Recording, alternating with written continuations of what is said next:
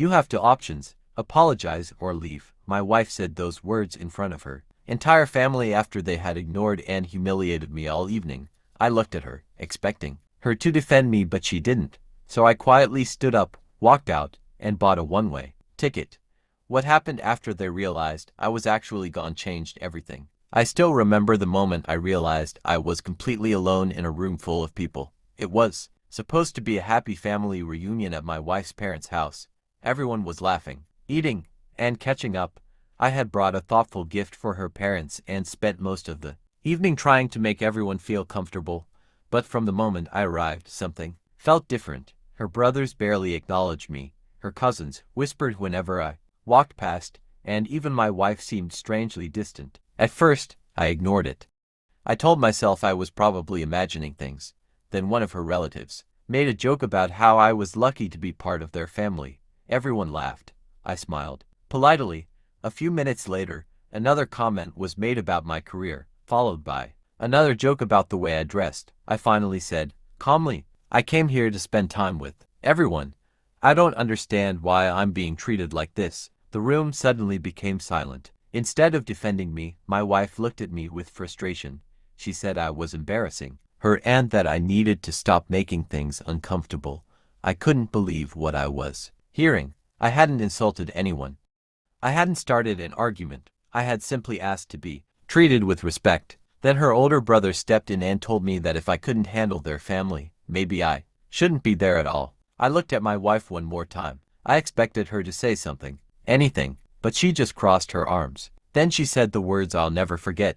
You have two options: apologize or leave. For a few seconds, nobody moved. I could have argued. I could have shouted.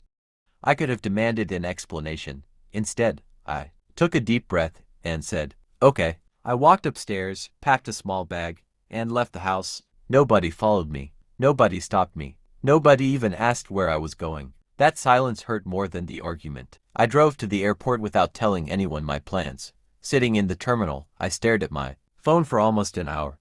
There were no calls from my wife.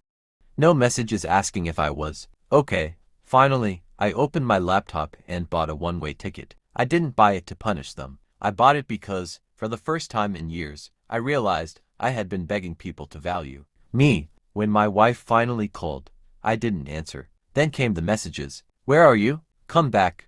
We need to talk. Don't make this bigger than it is. But I had already made my decision. I boarded the plane. Several hours later, my phone started exploding with notifications. My wife had called again and again. Then her mother called. I ignored all of them. The next morning, I finally received a message from my wife. It wasn't angry anymore. It said, please come home.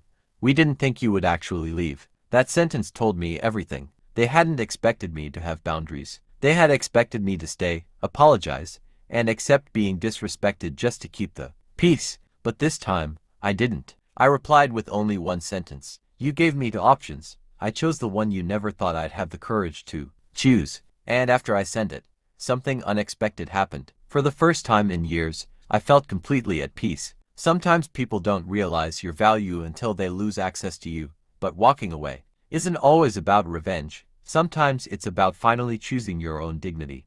If someone gave you the same ultimatum, apologize or leave, would you stay and fight for the relationship? Or would you walk away? Tell me honestly in the comments.